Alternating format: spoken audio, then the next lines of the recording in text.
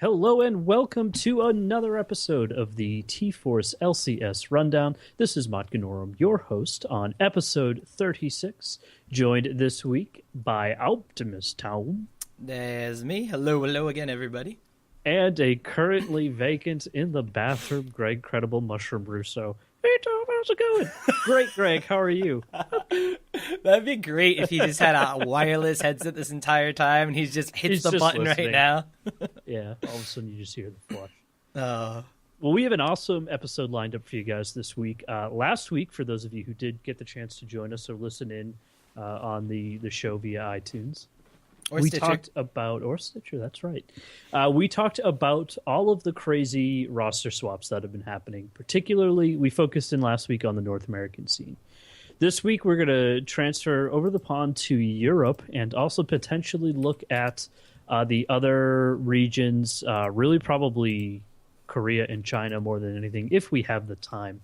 And we'll, see how we fare at the end of the hour as to whether or not we hit that. But lots of stuff going on. We even have a little bit more North American tidbits. They kind of filter into the European stuff anyway. Mm-hmm. But we'll probably start off with that since it'll be really quick. A couple of show announcements. Next week for our episode, we will actually be having a rematch against the Trinity Force proper. The crew will be taking them on in probably a couple of best-of-5 series. Or 5-on-5. A couple of best of fives. How early are we starting? Just a few. For those of you who are able to catch it live last time, we absolutely dominated the Trinity Force podcast. Mm-hmm. It was incredible. It was so graphic that spectator mode crashed. Yeah, spectator mode didn't work, so we never really posted the assets from that show. But hopefully we will be able to get those up and off the ground as soon as possible. I don't think we're live. No, we're live. Are we live? Mm-hmm. Oh, my thing didn't update.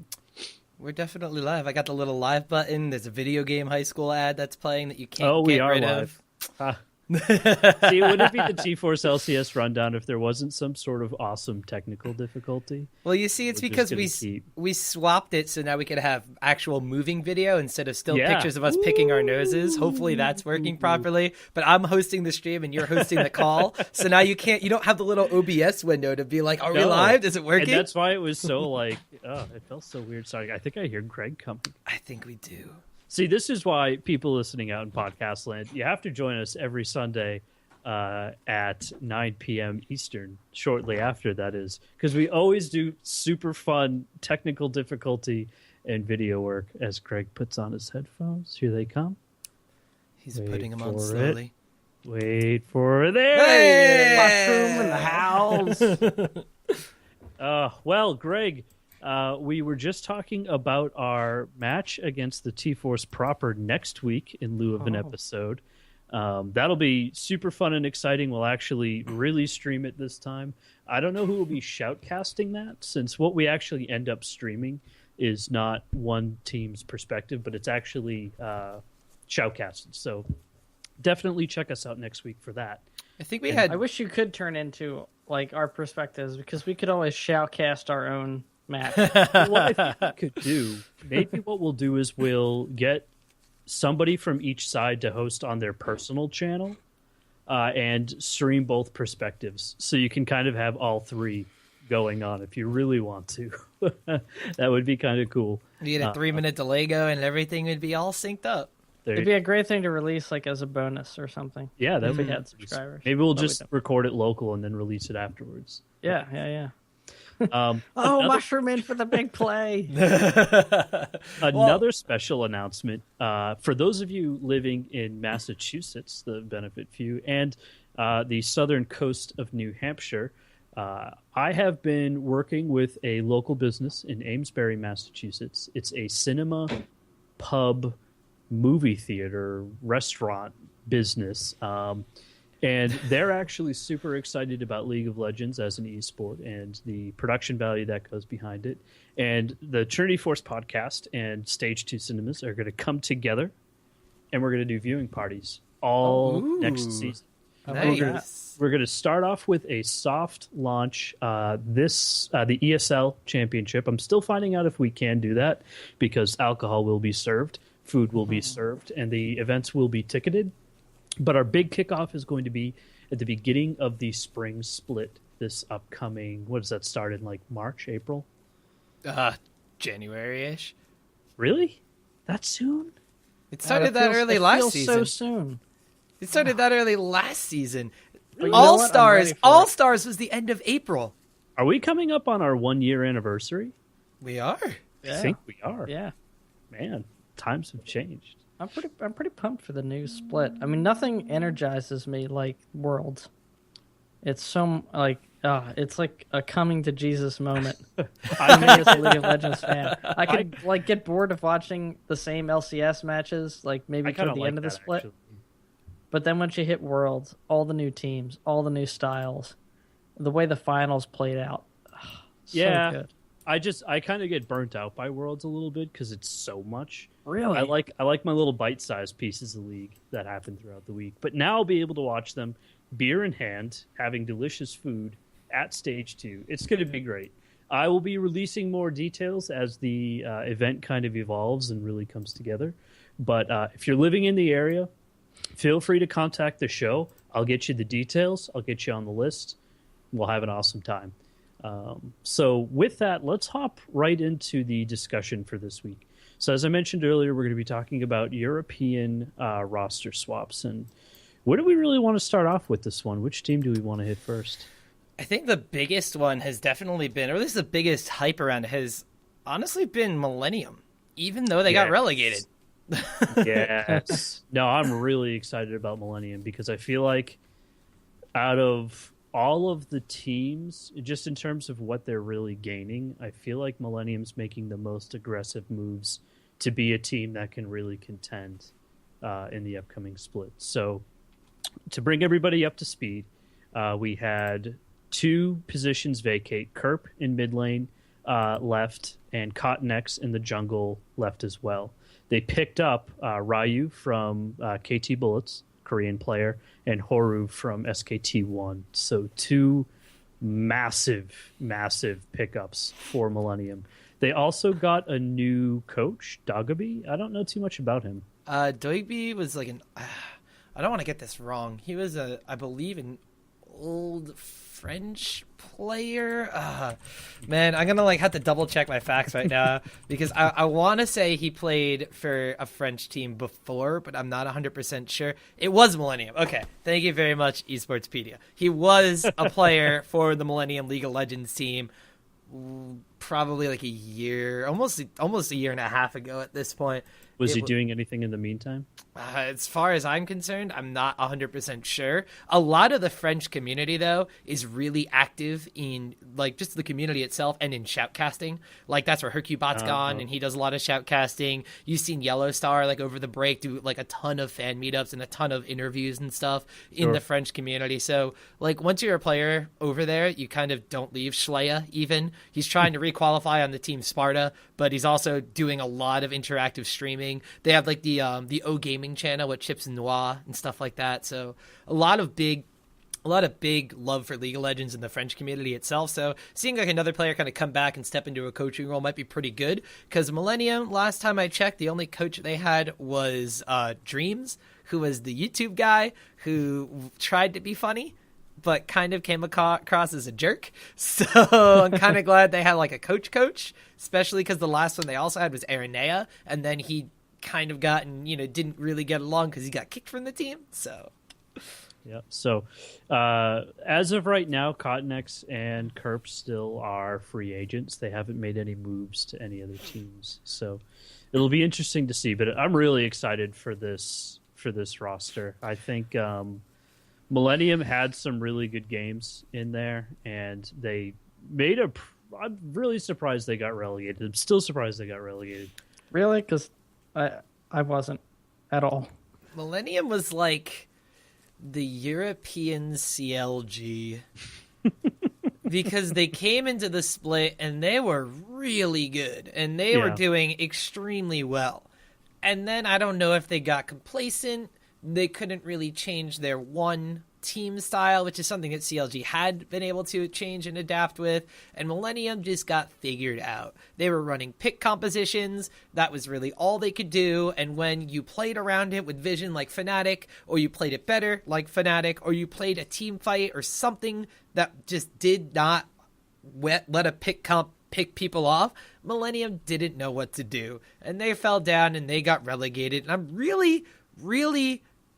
I'm surprised they lost in the relegation, especially because of all things they lost to a Poppy, which shouldn't happen. It's the cheese. Drink it in. You've given Poppy a 100% win rate. Of all people, you should be the happiest about this. No, See, people on the stream, this is validation for Poppy. No, this is not validation for Poppy, but that's a topic that the proper can cover, because I could go on a whole rant about why Poppy's terrible. You even got a shout out on the live stream of the production. It was terrible. I was being teased so much, especially because the Poppy went 8-0. 8-0. What are you doing? That could have been you, Tom. No, it couldn't have been me. Vizichachi is good. Poppy is bad. I can't believe they lost. It was also due to the fact that for some reason in that game and in that series, Kevin was like, you know what? I'm going to be a Dr. Muno only player. And that's like the worst champion to play against Poppy, who's like, man, at level 1, I deal like 600 damage. Thanks for stacking a health. Or more correctly, Poppy is the best champion against Dr. Muno. Oh, no. I still think that Darian was onto something with Warwick against Dr. Mundo, but that's a topic for another day. Regardless, the Millennium got relegated. I was a little bit surprised, and I was more surprised with these aggressive changes. Because Cotton X, if you look at his stats, just look at his numbers and look at what he did to revitalize the team, he is, I'm going to go out on a limb and say, one of the top 3, if not top 4, if not top 3 junglers in Europe at this split. He had probably one of the biggest champion pools on the team, which is saying something, especially because the jungle meta was like 4 champions. Then he had one of the highest kill counts for a jungler, one of the highest assist counts, but the thing was he also had the highest deaths. Mm-hmm. He was also extremely good at stealing objectives like Dragon and Baron. I believe he had the highest total in Europe, and that was something that's something that you can't really like train a jungler to do like that well. Like that's just something that he was extremely good at. Same thing with Kerp. You know, he switched roles to the mid lane. He had his certain champions he's really good on, and et cetera, et cetera. But they bring in these Korean players. And Horo, I mean, I really like Horo. I think he's a solid, consistent player, and it's something that Cotnex was supposed to do, but I guess the rest of the team kind of didn't. Like, he wasn't able to carry absolutely everybody. And now you're also bringing in Ryu. So there's maybe some potential jungle mid synergy that could be built up between the 2 Korean players, especially because they'll be the ones that have to really talk to each other the most. Because I don't know how good their English is. I don't know how good their other foreign languages are. But I'm assuming that they could really bond together since they both speak Korean and will be living in the same area and everything like that. But what's the team primarily speak? English. What was it, I should English. say? Okay. Kevin was German, Kerp was German, Cotnex was German, Krayaton was Polish, and Jerry was Swedish? I don't remember. But they all spoke, like, great English, so sure. That was the way they communicated. The one thing I'm really interested in seeing, and it's a little bit of a jab at Ryu, but KT Bullets, when Ryu is on the roster, was heralded as, like, one of the best teams in Korea. And this is the time when nobody knew about this guy named Faker, and nobody knew about SK Telecom T1K, and they rose up and they fought each other in the OGN finals. And Ryu's biggest accomplishment in Korea is making Faker famous. So I cannot wait to see who Ryu makes famous in Europe. He's going up against Xpeke. He's going up against Froggen. Who is he going to prove? Like, is it going to be like Ryu all of a sudden makes Selfie the mid lane god? I mean, what's going to happen? That's awesome. Because everybody, when you think of Ryu, you think of Game 5 OGN Finals, Zed versus Zed, and him dying to like a no HP Faker in that awesome Zed duel. That's Ryu's biggest accomplishment. Well, that's probably the most famous outplay in the history of League. Mm-hmm. For good reason. If you haven't seen it, I highly suggest you hit YouTube like right now and go check out Faker Zed Outplay, and I'm sure it'll come up. It is amazing, and you really need to find a clip that has it in like super slow motion because you'll miss it. It's going to be easy to find for sure. But so that's Millennium. It'll be really interesting to see how they move through the expansion tournament because there is still a chance that that's true, right? There's still a chance they might not make that in. Yeah, make it in the LCS. They might not make it in. It all depends who they match up against. And there's a lot of challenger talent in Europe. I'm not saying there isn't in North America, but having like looked at the two competitive scenes, there's a lot more well-known talent, I'm going to go ahead and say, on the European side. Like, not a lot of the people who watch the NA LCS will know some of those players, but there's like a lot. And I mean, we'll get to some of those teams a little bit later on, because I really want to go through the rest of the LCS teams before we start talking about who could potentially replace them. Yeah, for sure. So let's jump down to SK. So SK had some really big moves, actually. Jesus went over to Team Coast over in America. Candy Panda is now a free agent. And there are some rumors that potentially Forgiven will move into the 80 carry role. And What the Fox will be moving into mid. For those of you who got the chance to watch First Blood, which is another VOD that always has LCS players. I'd love to know how they get their players on there, mostly because there's always LCS players on there. But Candy Panda was actually on there, and he basically, it was a contract up thing. They never kicked him out, per se, but he kind of saw the writing on the wall and just went, boom, I'm done, free agent. So a little bit of insight into how that went down. I've got mixed feelings about Candy Panda leaving, but I'm very excited about Jesus leaving. Yeah. Because Jesus was holding back SK in a pretty big way. It's really hard to say he wasn't. Like, Jesus, he probably played his heart out, and the guy isn't necessarily bad, but he had a lot on his shoulders. Like, the first split he comes in, he has to replace Ocelot, which the community has a lot of hype around, and granted, it might not be that difficult to skillfully replace Ocelot, but there's a lot of hype surrounding that. SK got first place in Spring Split. That was great.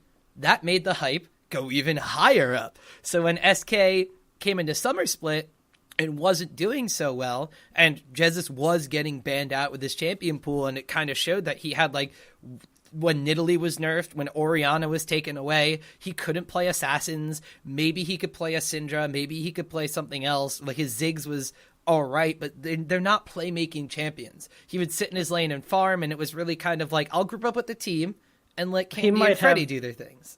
He might have the most ineffectual Ahri of any mid laner in Europe. Well, that's also putting him against people like Froggen and Xpeke. In any LCS, maybe not any LCS, but of the top 4 teams, certainly in North America, top 4 teams, I would say all of Europe and the top 4 teams in North America, yeah, absolutely. Whenever he played Ahri, which he played quite a bit, it was just like, oh, I guess they're going to lose this game, and he would go in there and just have no game impact.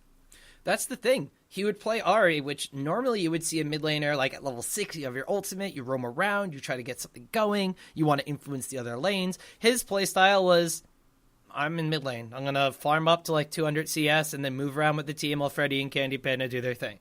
It didn't fit his playstyle. Like, it wasn't that he had a bad Ahri in lane and he was super bad at it. It was just, Ahri is supposed to make things happen. That wasn't Jesus' style of play. He's more of the team fight Orianna, the let's prevent the siege Ziggs, and that's just his play style. So I'm going to be really interested to see who actually comes in to replace that, because What the Fox was a very impressive and very impactful player on SK Gaming Prime. He has a lot of assassins that he likes to play. He was an up-and-coming talent if he's the one that they so choose. Rumors have it that SK is hoping Incarnation gets unbanned and Incarnation can play. I personally don't know if he will ever be unbanned. There's a huge discussion on that, and that could take like a whole episode up. Take a whole episode. I was going to say, if you want to fill in maybe some new viewers who aren't familiar with why he got banned in the first place. Incarnation, a.k.a. WizKicks, was one of the most bad reported toxic, whatever you want to say, players on the EU servers. He is an extremely talented mid laner and currently holds the number 1 spot on the European Challenger ladder, if I recall correctly, under the name AptoDog2, I believe is him. But he's a very high-rated Challenger solo queue player. But he was indefinitely banned for repeated toxic behavior, including the public affirmation of him DDoSing other players in order to win games. So the likelihood of him being unbanned is extremely low. He has shown signs of being kind of reformed and a better player. He was unofficially coaching SK Gaming, and they saw marked improvement while he was, influencing their decisions and helping them out with stuff.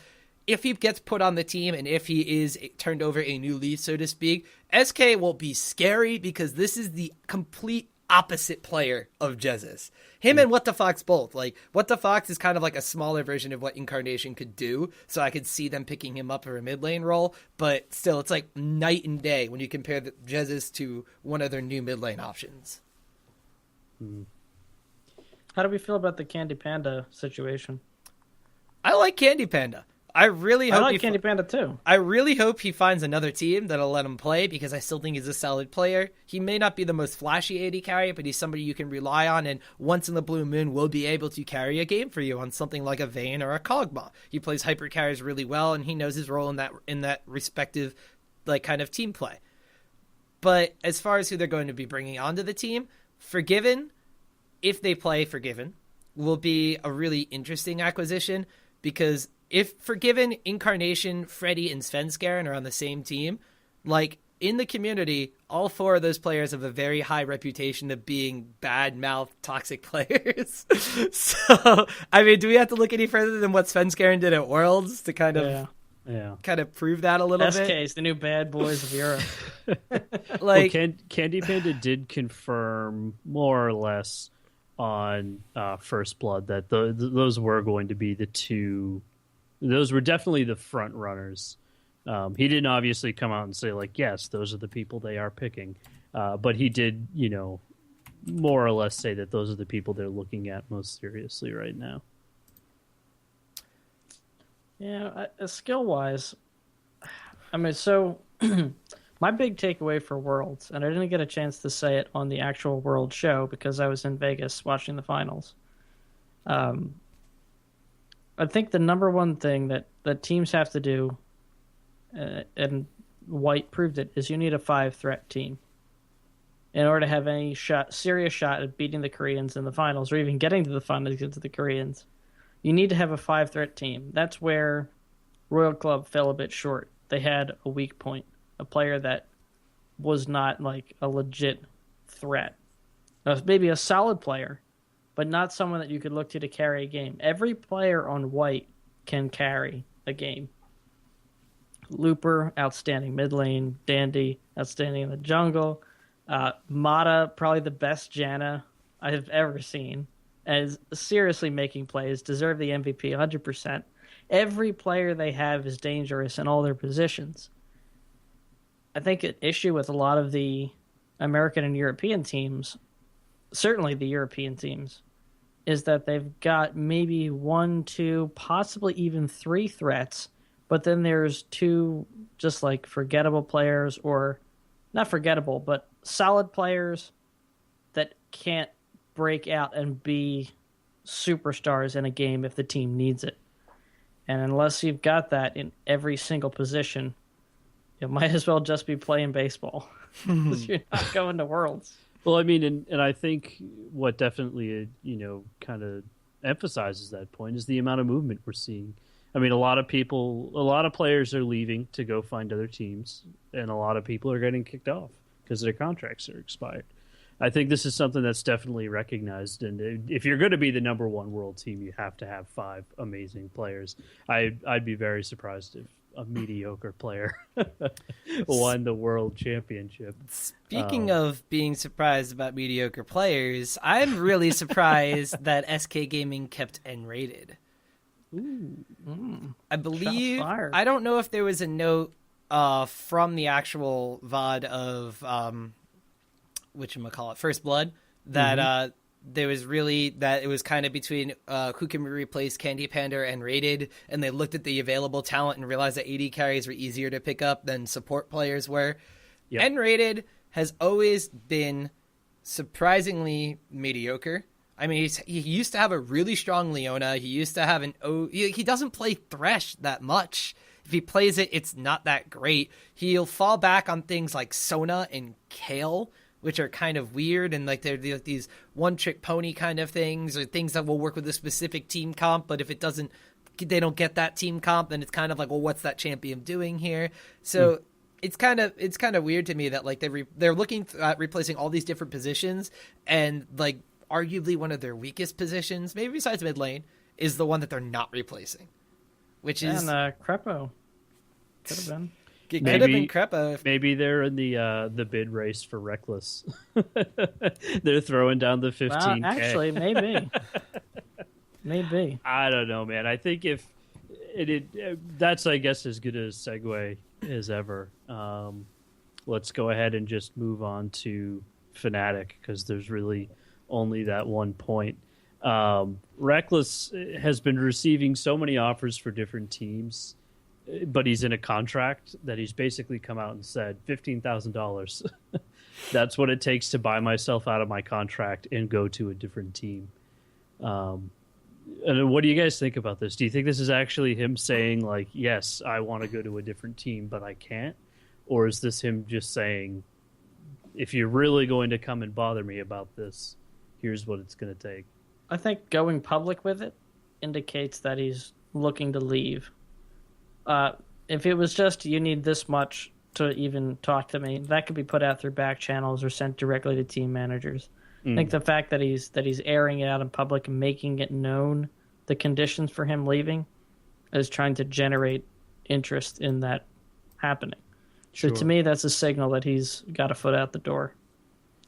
I think out of any team, it seems most likely that it would be Alliance to make the move, and we'll hit them in a second, but they did drop tabs. See, that's a decent sign. I mean, he is, if you want to talk threats, I think Reckless is pretty much hands down the best AD carry in Europe. Yeah, definitely. So if you're a European team that's looking to make an impact in Worlds, you need him. He'd give North America a run for his money as well. So yeah, absolutely. So you need him. He's definitely worth the money, the buyout, for sure. If you're serious about taking a team all the way, absolutely. See, if we're going to talk speculation about Alliance and Reckless, it's another kind of SK situation, I feel like, because you're looking at Alliance. Obviously, any sort of improvement is going to be something in the positive light. But when you look at Alliance, my pain point wasn't tabs. It wasn't their AD carry position. It was their top lane, which everybody in the community has been pretty vocal about the fact that like Wicked needed to step up his game. And granted, he did. He learned a couple of different champions, but still a marked improvement could potentially be made there. And I would honestly stay in their support role, because while Nif is a solid support player, he showed signs of weakness. Like if Shook and Nif weren't on the same page with their warding coverage, or they didn't move around the map and influence things in certain games, Alliance didn't look like a team that knew how to play the map at that point. So if you make a marked improvement in support with somebody that wards like a crap load, that would be a marked improvement. But now going in with Tabs and Reckless, like if you're taking Tabs, who arguably in the European LCS was the second best AD carry, and replacing him with the best AD carry, while you have these other two pain points, and you're going to spend that much money on a replacement that's kind of like going from 9 to 10 on the dial, rather than going from maybe like a 6 or a 7 to a 9 or a 10, it kind of baffles me. Now, I know I tweeted about this a while ago, and I said it was kind of like trying to replace Tom Brady with Peyton Manning, and like they both have their certain points, and they're both really, really good. Yeah, you have to. That would be worth it at this point. I don't think Tabs is actually as good as you're giving him credit for, but I agree it's not the weakest point of that bottom lane. I mean, just to look at the numbers, Alliance has one of the weakest ward coverage. I mean, No, not at all.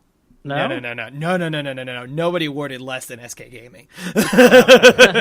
SK Gaming, like, while everybody had like four-figure ward counts, like SK Gaming was still in the 3 digits. Like, but I do recall Alliance being sort of on the lower end of the spectrum there. The top 2 teams at warding were Fnatic and Roccat, believe it or not.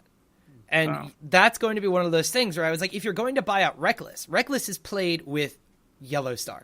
That was the support he played. He played with Unlimited while he was on Copenhagen Wolves, and arguably Copenhagen Wolves were good, but they did lose games in the Challenger circuit because the rest of the team arguably was not on the same level as Reckless. But that was Shook and Reckless playing on the same team still.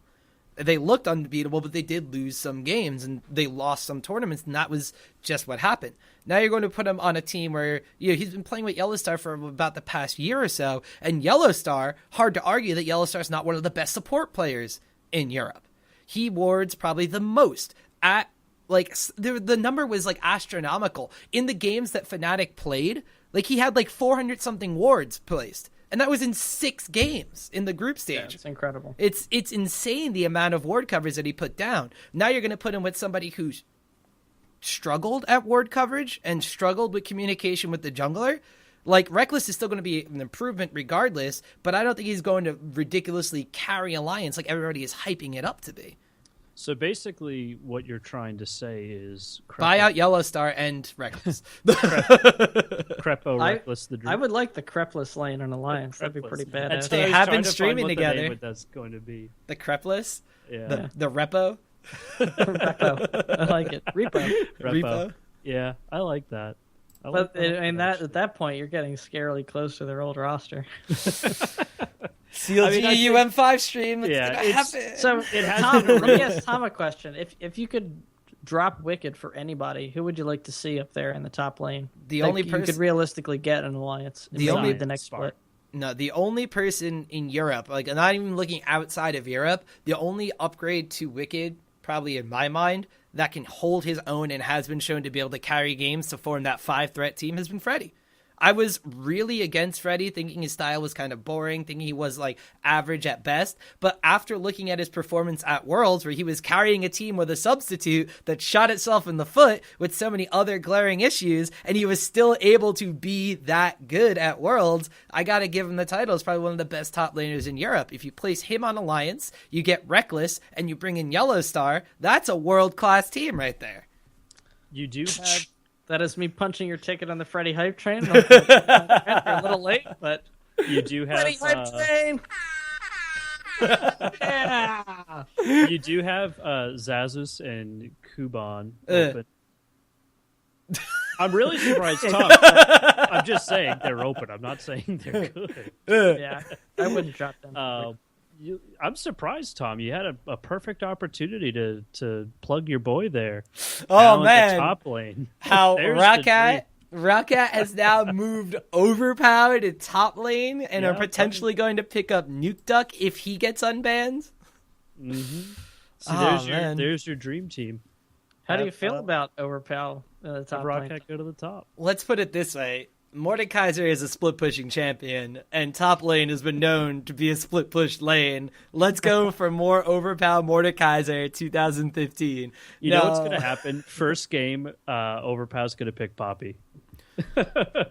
I swear, I will make it known right here. If Overpower picks Poppy in the LCS, we're done. You're done. Like, you and Overpower. Me and Overpower Kaputskis. Yeah. I will go and I will hop all over some other hype train, especially in the top lane. Everybody get on Twitter right now. Right now we're with the Lichbane Mordekaiser hype train. Yeah. That's a hype train I can get behind in the top lane. No, but 100% honestly, I think it's a good move. Overpower was originally a jungler that switched to mid lane, and he was able to carry from both roles. And while his playstyle may have gotten a little bit stale and he may have been petering off towards the end of the season this split in the mid lane, his champion pool may be a little bit relaxed and maybe he plays a little bit too safe is what the thing with people were saying. He doesn't take enough risks in lane. He doesn't really influence the map all too much. Sounds like a perfect place to go top lane. Yep. You know, if he can use teleport properly or use teleport better than some of the other top lane options, I think he'll fit in perfectly. I think it'll be fine. Mm-hmm. Other movements we saw on Roccat, we saw Xaxis in the top lane leave, obviously because now, there's somebody else standing there. And we saw Selavar in AD carry go away. We did pick up Woolite as well for AD carry from Copenhagen Wolves. From the Copenhagen Wolves AD carry farm emporium. So the question does become who's going to be their mid laner, and Tom, you already alluded to it, Nukeduck potentially, if he gets unbanned. See, that's the weird thing. Like, if Nukeduck becomes their mid laner, I know Roccat, everybody obviously speaks decent English. The only one who didn't was Selavar, and that's why you never saw an interview with him, because he only spoke Polish. But they're so used to communicating in Polish that bringing in a non-Polish player is kind of weird. Like, it seems like a little bit of like well, duh, they're going to bring in the best player they possibly can. But still, like, you've seen teams like Gambit struggle when they had language barriers to the point where Gen just stepped down from playing because he couldn't really communicate with his team. We've seen like teams of subs come in or players come in that are subs and be like, well, I can't communicate with the team. They don't speak a great language for us to all like kind of meld together on. So like Roccat, I know they speak pretty good English enough to be interviewed on a consistent basis, but still it's like really weird. Like if they're so used to playing in Polish, why would they just not stick to that? Like maybe it could be a little bit of a point. Like maybe since they're so used to shot calling in Polish that like if they said something in Polish and like the replacement player, potentially Nukeduck, doesn't know what that means, like it could be like a little bit of a thing, could goof up one or two little calls here in a game. So it's weird, a little weird. And Nukeduck did get suspended for, again, toxicity, verbal abuse, and game harassment. For multiply ignoring the warning fines that were given to him. Yeah. I mean, at this point, I can't really support a player who gets suspended for this stuff. Because it's like, come on, man. And it does set a pretty bad example for the rest of the community. You're getting paid so much money. Just don't be a douche. Be a douche to your teammates if you're going to be a douche anywhere. I get where it comes from. I mean, trash talk isn't everything. Terrible place on the internet. That's where it comes from. I mean, to give an example, Eagles game today, player caught an amazing 50-yard catch, gets up, and while the other player's still on the ground that tackled him, like said something to him, who knows what. Boop, ref threw a flag, 15 yards. I get there's trash talking in games. It's a part of sports, but in professional sports at the highest level, you have to set a standard of sportsmanship, and that's true for real sports, just as it's true for esports. So I'm kind of with you on that. I don't even feel good really about hyping up players that were banned for it if they haven't really reformed, right? Because it's like we're kind of contributing to encouraging teams to pick up those people. And, I mean, you look at somebody like Ocelot, who used to be known for that, but then Riot kind of made him rehabilitate. And that was a huge story. There was interviews about it. There was even like a little mini-series that I forget who put that on. I think it was ESL. Yeah. Just he was, like, standing on a bridge and like talking about it. And it's just like, I don't understand why this happens still at the top level. I feel like those players should be the ones who just kind of phase out of existence because there's no room for it. You're a professional. You represent the game, especially with all the attention League of Legends and esports has been getting. There's no space for people who do that. Even in the games themselves, it's a constant thing Riot fights with. They do a pretty good job with it. But at least League of Legends hasn't had a case of people murdering people and then coming back to play. So yet. So that'll do it for Roccat. Who do you guys want to move on to next? Let's talk about my ex-favorite team, the Super Hot Crew. The Super Hot Royal Crew. No more hype train? So Impaler is off the team. He's gone to Team Coast with Jesus. Kasing, who was brought in by Impaler and crew, is now a free agent as well. They are looking to potentially bring in Eamon, who was an old Ninjas in Pajamas jungler who is too young to play originally when Ninjas in Pajamas lost the requalification the first time around. First of many pitfalls of Ninjas in Pajamas. And potentially, speaking of Mithy, who also was banned with Nuke Duck for the same exact reasons, who could potentially be unbanned, who is a really strong support player. However, judging by the team's overall attitude, now that Impaler and Kasing are gone, I know Mr. Riles. Love Mr. Riles as an AD carry. I think he's extremely strong. Mimer doesn't really speak. There's a reason for that. We saw his interviews. But the biggest voice, the biggest focal point of the team now is Selfie. And Selfie is a very young kid. He was brought in as soon as he possibly could be for the mid lane to replace Moops. He was 17 at that time. He might be 18 right now. And judging by his general attitude, it seems like he'd fit right in with Nuke Duck and Mithy. Like, the guy on Twitter has put people on blast just because he was bored, or just because he was like in queue for too long, or it just looks like he's not the disciplined kind of player that you want as a figurehead to your organization. And if that's anything imperative as to why Impaler was kicked off the team, after Impaler was the one that came over from Dignitas UK and helped them qualify and kind of was being built as the brand image for Super Hot Crew, he had the most interview time. You know, he was the guy that everybody kind of looked to like when you said Super Hot Crew. Like, if that's going to be the guy they now build their image around in Selfie, if that's the team atmosphere, if he's the guy calling the shots, if he's the captain, I'm really concerned for Super Hot Crew, because it seems like another team full of young players with a lot of hostile attitudes that could potentially just implode after they got third place this last split. Third place in the regular season. No wonder Riot doesn't pay attention to the European servers. Just seems like why bother people? I mean, it just seems like Super Hot Crew is literally a hotbed, a hot crew of talent that could repeat a top 3 performance in Europe. Mm-hmm. But just looking at the way the players like kind of hold themselves and regard themselves, it really like it concerns me, because that's the kind of thing that like organizations like Alliance and Fnatic and like the top teams like Cloud9, and we'll get to it later on, but maybe actually it's a good time to mention it now, Curse are moving away from. Mm-hmm. The mixing work and home and mixing the everybody like yells at everybody and there's nowhere to go and nowhere to get away from it, and all this hostile attitude, and maybe not having a proper support staff to kind of deal with that, or support staff that lives in the house to kind of break it up and cool people down and have them talk about it. Like, if it's kind of like if you have like 2 kids that are arguing in high school and they just don't talk to each other, they just come to resent each other. And that's like the kind of attitude that tears these teams apart. And that's what I'm really not looking forward to if that happens. The article that you were referring to there, for those of you who didn't catch it on Reddit this week, is that Curse is trying something a little bit different this upcoming season. They're actually separating the training and play place for Curse and the living place. So they're going to be functionally commuting to go and practice, which is a really interesting theory. You know, this notion of separating the work, if you will, from real life. A lot of the more popular teams, the teams with a little bit better revenue, have life coaches, and they have people who really regulate this kind of activity.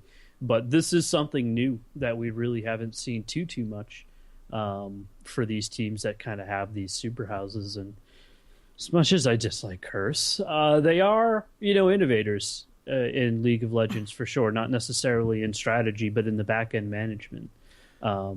We saw them put a lot of focus in on their house early on. We've seen them, obviously make a lot of roster changes. It's an interesting move.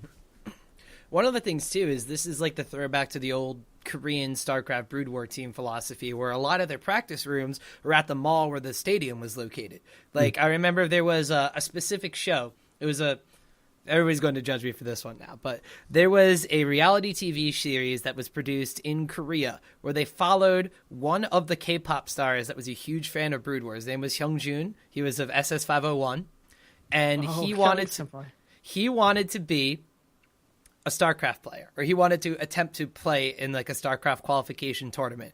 So he joined a team known as MBC Game Hero, and he worked with the team, he practiced with the team, he antagonized the coaches and did all this goofy reality TV stuff. But the best part about that is you saw the teams commuting to the mall in their own practice room that they had by the stadium, to set up and practice their practice and play.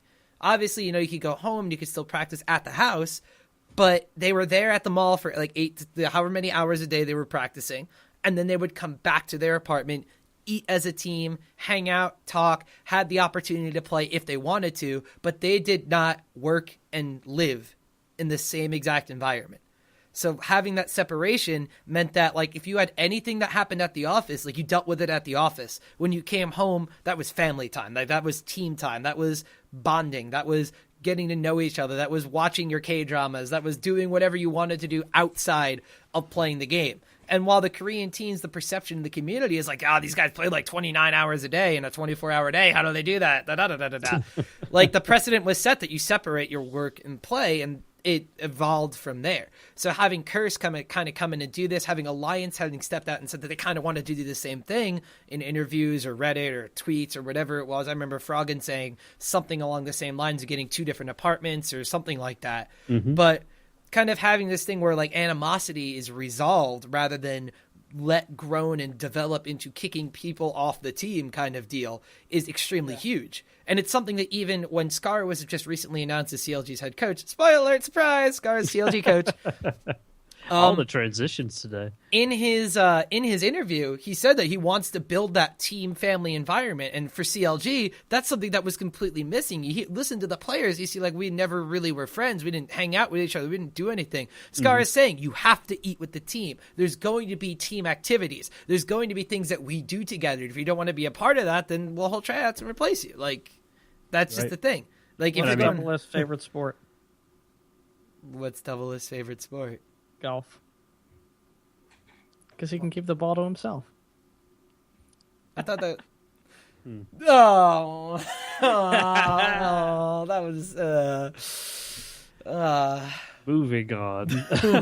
I mean, I think if anybody is going to cement that kind of lifestyle into CLG, definitely a coach from Dignitas, who I would argue had a little bit too much fun as a team.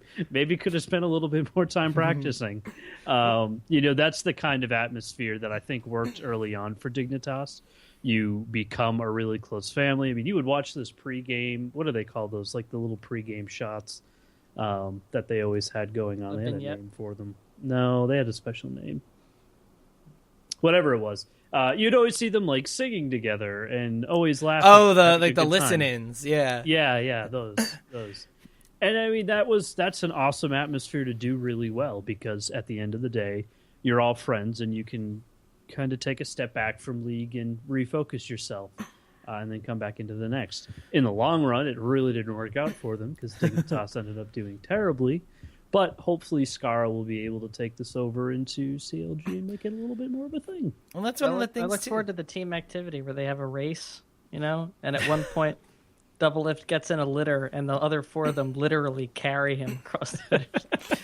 See, one of the things I'm really looking forward to is it's no surprise that I know Scara. Woo! We play Magic together and do fun things like that. But when I was out, Scar because you knew Scara. Exactly, PAX East, we were playing Magic. Yeah.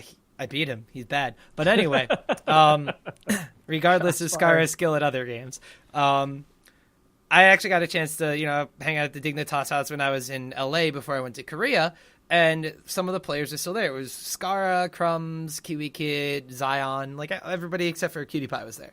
So, Shifter. Shifter was back home as well.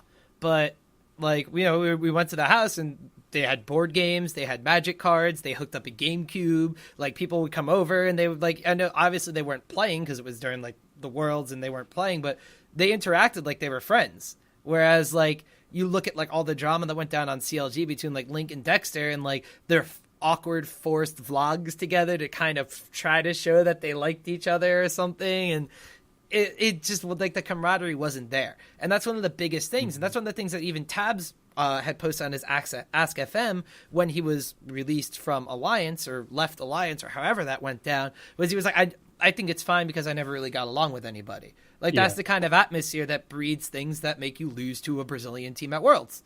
Yep. Like, I mean, obviously this is a huge issue in regular sports teams as well. And regular was the worst word to use because this is traditional sports teams. But when you have so many people, you can kind of find your niche group and work with them. These are 5 people that I would say almost forced to live together. And they're so much younger, too. Yeah, you have to have this forced synergy. You need to be friends. You need to be able to talk to each other about things outside of League of Legends and develop that real-life synergy for all of this to work. That was something that made the early Team Coast, back when they were like Monomaniac and Team Dynamic, that's what kind of made them successful. They weren't necessarily the best players at their specific positions, like back when they had Paradoxical and Pixel and Zig and all those players, but they were about the same age. They were pretty good friends with each other. They could joke around and sing Call Me Maybe in the MLG boots all they wanted to, and their performance was decent. They weren't the best team in NA, but they were a top contender, and they would take down M5 at IPL qualifiers. They would beat up on TSM and online tournaments. Like, it worked, and that was their thing. So, like, it always just confuses me that, like, going back to the original point with Super Hot Crew, if you have something that seems like a toxic environment, it is not going to be healthy if you're going into a multi-week season, especially as soon as something goes wrong and people start playing the blame game. Exactly. And if you don't have the comfort level that friends have to communicate that, it's going to be a rough month. We've all played solo queue. We all know just how bad the blame game can really shoot your morale in the foot. Yeah, very easily. So let's move on as we are getting close to time here. Let's talk about Unicorns of Love. Fuck that team. They play Poppy. Vivid Chachi, Poppy Hype Train, 2014. Stone Cold Lock of the Century. Of the week. Let's start with one of my new favorite esports stories of all time. Are you ready for Optmius Tom's story time? I am. As long as it happens within 5 minutes. I don't know if I... All right, well, maybe the too long didn't read version. But yeah. I don't know if I told this story last week because I'm very forgetful. But I call this one the epic tale of Gilius. Nope. Gilius was a solo queue player. He started off grinding his way through the Challenger circuit, and then he was noticed by a couple of teams. There's this team called the Unicorns of Love. They needed a replacement jungler to qualify for the promotion tournament, so they acquired Gilius. He played extremely well, and people within the organization decided they should replace Gilius and put him in as their starting jungler. In the promotion tournament, the Unicorns of Love used some demonic technology in the top lane to help qualify, beating Millennium, which was one of the former top teams in the European LCS that had fallen to the relegation tournament. Gilius was ecstatic with his new team as they qualified for the LCS, but he was still technically a sub for one of the top LCS teams, SK Gaming. Now, SK Gaming, as you may know, went to Worlds as the third place team for the European LCS. Their jungler Svenskeren was a complete idiot and got banned from playing for 3 games. By doing so, Gilius went from being a player now newly qualified for the LCS to playing on the world stage. Gilius tried his hardest, but unfortunately did not gel with the members of the team he did not really practice or play with for a very long time. So after his performance at Worlds, Gilius returned to Europe, looking forward to his new season of the LCS on Unicorns of Love. But when Gilius returned, he had realized that he had been kicked from the team and replaced with Kikis, a very powerful jungle pickup and a Polish player that has been known to carry from the jungle and help other challenger teams. Gilius then fell from the good graces of challenger teams and is now back at where he started as a challenger solo queue player. All in the span of about 3 weeks. Sounds like the average LCS player. That is like the best tale ever. Gilius goes from like unknown challenger player to qualifying for LCS to playing at Worlds to off the team and out of the competitive scene altogether in the span of like 3 weeks. What blows my mind? Picked up by somebody. What blows my mind, by the way, and a lot of people don't know this, and this is peeling the veil of the LCS rundown a little bit here. We prepare for the show, obviously. We have like a doc. We work on it. We talk throughout the week. But Optmius Tom doesn't. This is just who he is. Like, that was not prepared. All these stats that he's rattling off, this isn't like We don't have like a stat sheet back here, and he's just reading off of a piece of paper. This is just how his No, mind I don't works. even have papers. It's in my head, yeah. But the epic tale of Gilius is something you will tell your children for ages and ages until the end of esports time. The legend of Gilius. I'm really pumped for Unicorns of Love, though. They're going to be absolutely untouchable at Worlds. They got diplomatic immunity. Oh my god! Get out! Out! I didn't even get that one. Because Poppy's ultimate makes her diplomatic immunity. That's its name. Oh, clever. But Unicorns of Love, I am actually really looking forward to, because while Gilius may have one of the saddest, most epic tales in esports time, Kikis is really, really freaking good.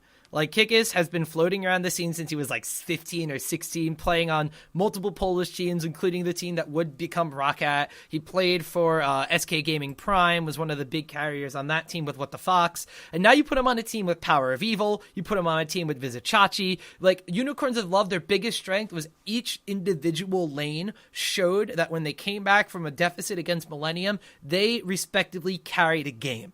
Now you have a jungler that can do the same thing and heavily influence all of those lanes. Unicorns of Love, they may be a small challenger team that no one knows a lot about. They may be some underdeveloped talent in that spot. This is like my new super hot crew if they didn't play Poppy. Like, this is like the team I think is going to make a big, big splash in the European LCS. I've got to concur with Tom here. As long as those lanes can prove that they can come together in a team fight against, say, an alliance-level team, or really any of the top threes, I think you're looking at a serious contender to make Worlds, because Tom's right. Each lane did prove that it could carry, and like I said earlier, you need a 5-threat team. It's got to happen. If you don't have a 5-threat team, the best you're going to be able to do is a regional championship, which is good for a lot of teams, but, it's all about Worlds. It's got to be all about Worlds, unless you're just there to have a good time. And there's nothing wrong with teams that are out there to make a brand for themselves and be fun and, be contenders, but not necessarily the most cutthroat competition. Mm-hmm. But I think when you're looking at Unicorns of Love, it's a very serious shot. I think they're going to make a huge impact when they come in, especially as they get time to gel with the new jungler. Gilius, though, really impressed me at Worlds, and I'm wondering, Mott, if you think there's room for him on any of the other teams that are perhaps missing a jungler, or missing a jungler of his. Because he did pretty good for SK, all told. I don't know. The only place I could really see Gilius going is maybe to another top challenger team, or if for some reason Gambit has visa issues again and need a sub. H2K did drop Trashy earlier. One of the things that people were talking about, sticking out to me. Yeah, one of the things people were talking about was H2K Impaler, but obviously that was proven false as he's now on Team Coast. Like, there's no other really top tier junglers besides maybe Lulex, who subbed in for Gambit. We saw that he was a pretty capable shot caller, pretty capable player, but like you maybe Lulex, he's had some LCS stage experience. Then you have Gilius, who's like, well, I played at Worlds, I did okay through the situation. Granted, he was a bright spot for SK. Let's be honest. Him and Freddy. Both of them, both Lulex and Gilius, I would kind of put them about on the same level. It's just really like, who do you think you're going to gel with more at that point? And from like the way that H2K normally does their roster changes, they seem like another kind of group that's like, all right, well, you're somebody we see ourselves hanging out with as well as playing. So it really might come down to that. Like, is Lulex too stoic? Is Gilius maybe more of a guy that's easy to get along with? Something like that. Well, how would you guys compare Gilius to Amazing, who's, out of the NA scene now trying to look back to get... Oh, yeah, you could have H2K Amazing, too. That it is something rumored, but I think that's just because Amazing is a jungler who's Amazing as a jungler. H2K Dexter. I feel like that's what some of these roster rumors have been. Not the official changes, obviously, but like, hey, this person plays this lane once. He's definitely going to be in. I mean, that's Rocket's philosophy with Overpower, right? Man, he can play anything. Let's stick him in top lane this time. He's going to pull out Poppy. It's going to happen. No. Over Poppy. Yeah. No. Oh my God, it works out too well. Oh, someone's going to have I'm going to, like, as soon as this gets released on, like, the website, there's going to be somebody tweeting me a picture of, like, Lolly Poppy with Overpower's face on it. No, they need to do superhero Poppy and then have it be Poppy Pow. Oh, I love it. I love it. And she makes all kinds of comic book sounds when she smacks people. So you're just going to take like the superhero Teemo skin and put Overpower's face on it and Poppy's pigtails? Yep. That'd actually be pretty bad. I'd buy it. Right, please. Sifa, if you do this, I will kill you. I actually already have. I have Photoshop of it. So. Why you know Poppy skin? Really quick question. Let's talk, speaking of 5 threat teams, let's finish off with a no threat team. What the fuck's happening with Gambit?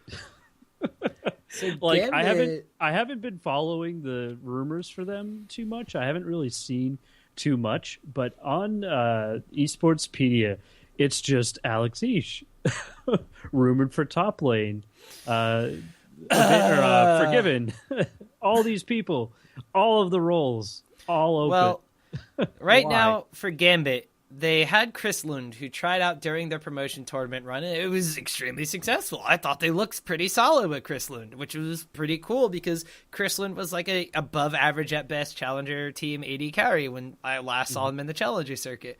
And like he came out and Gambit looked like a cohesive unit.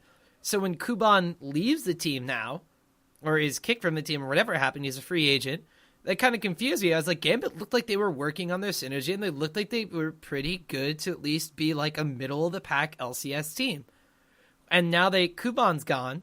Like, the rumors are like, oh, Alex Itch says like, oh, I'll play top lane for Gambit. Well, it's because Alex can't get a job anywhere else. Hate to say it. He doesn't want to go to Brazil. He can't join another LCS team. His challenger options are... Yeah. He tried making his own. That didn't work out. So...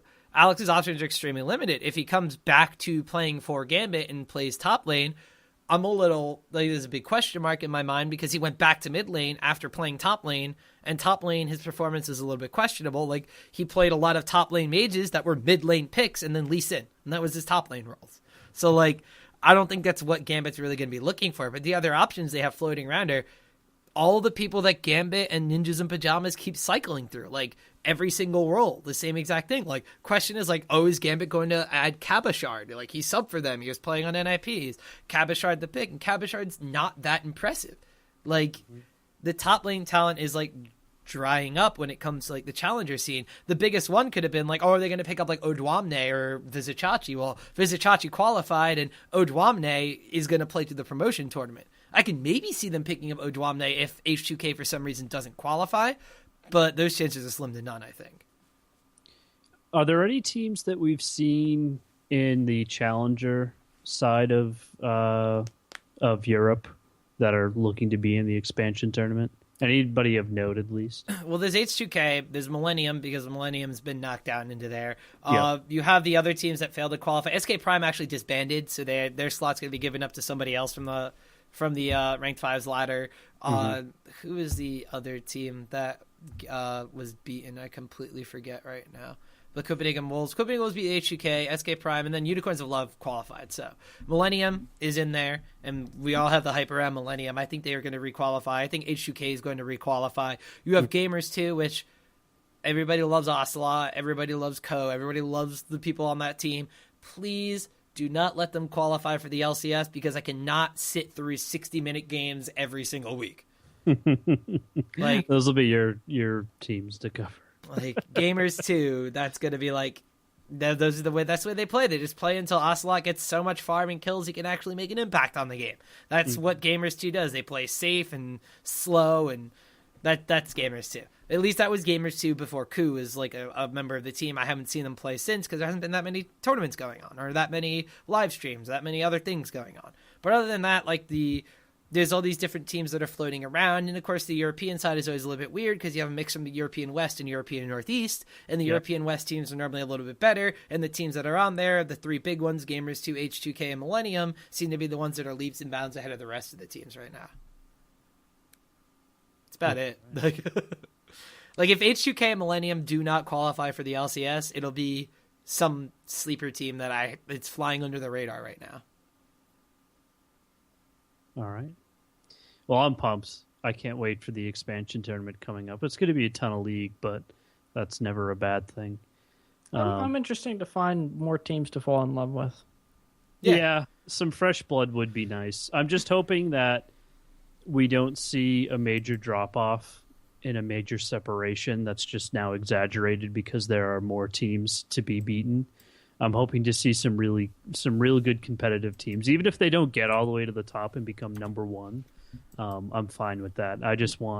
I want some people to go in there and mix it up. And then it makes the Challenger Circuit all that more interesting. Like, you have an established team or an established name from the promotion tournament trying to qualify, and if they stick together and go into the Challenger Circuit after that, there's more reason to hype up the Challenger Circuit, and there's more reason to want to watch that, which is, I like the promotion tournament. I really do, because it can hype up both sides of the coin. Yep. I'm just interested to see how many times we see an event like this happen. I mean, obviously, we're probably not going to see this, next split unless they plan on expanding teams again. But, I think this definitely gives a lot more faith to the people in the Challenger teams. You're going to see Challenger teams who don't make it, already kind of set up to be there. So they're going to go out and put in a lot more effort because of it. Yep, pretty much it. Sweet.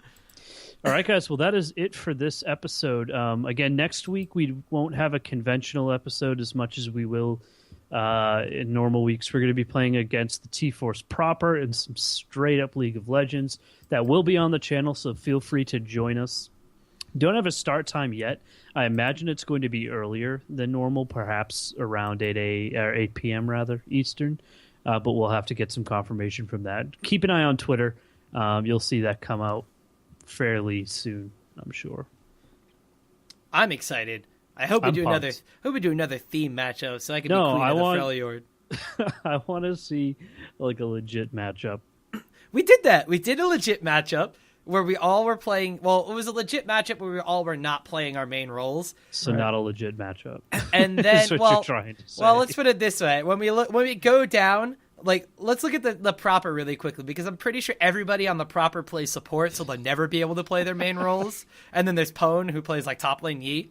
So and then there was us, where we have like 2 or 3 support players ourselves, and then like 280 carries. It's like, oh man, who's gonna play what? So I kind of like that. That was really fun, because that was like a straight up game where the levels were pretty much even. And then we did the same exact thing, but we did it with a theme. I know a lot of people may not be able to catch it, but it was Freljord against Ionia. To be fair, it was originally supposed to be Freljord against Bilgewater? Shadow Isles. Or Shadow Isles, yeah. Yeah, and then they switched us out at the last minute Yeah. so that they could do that cheese Yi strat. Yeah. Which but then, did not work against top lane AP Sejuani. Queen of the Freljord, bitches! Suck it, Pwn. I think it's also you underestimate rather the amount of slows and stuns that are available. Well, the slows were one thing, but we just stacked up with the stuns. We had Sejuani, Ashe, and Lissandra, I think. Ashe, Lissandra, but the thing was, Pwn was Braum, so and Braum. That was it was stuns. That was another thing too. Pwn was like, "Man, you have so many slows. It's not fair." I'm like, "You're Master Yi. You hard counter slows." But I think when you have so many, you just wait his ultimate out.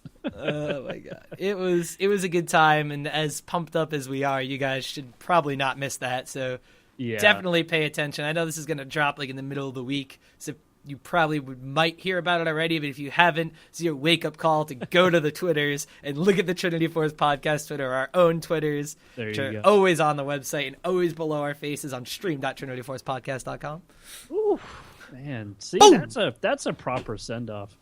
Well, this has been the T-Force LCS rundown. That's it for this week. We still do have some content to cover on the rumor roundup. We have pretty much Korean teams entirely dissolving and moving to China. We have Korean players coming over here. We have just a ton of movement outside of the standard LCS, but that'll have to be a discussion for another time. I believe there was like an Australian tournament that went on not too long ago too. They were qualifying for like their own like PAX Australia tournament, or had a tournament at PAX Australia, which kind of just wrapped up sometime this weekend. So we might be able to touch upon that too. Yeah, or just listen to probably listen to the Oz LOL podcast. That too. Mm-hmm. All right. Well, I'm going to go sign off and take these pictures of Poppy and Photoshop them a little bit. I am going to go if you really want to mind trip Optmius Tom, do the Lollipoppy skin, but instead of photoshopping his face on the Poppy's head, put it on the lollipop. Oh, all right. So that has been done, but I really need to do this before we sign off. This is my closing shout out to. I was playing a lot of solo queue recently, and somebody said, "Hey, are you that Tom from the podcast?" And then I didn't say anything. I wasn't really there. I was kind of just like waiting for my role, my pick to come up. And then he sits there and he hovers over Poppy. And he just waits until like he's not changing it, and he's like supposed to play top lane. He's not changing it, and I'm just like, for the love of God, can you pick a real champion so we can win this game? I want this LP, and he goes, "It is you." So shout outs to that guy for giving me a heart attack. That happened to me once when someone was just I think it was in like an ARAM or something, because that's all I play.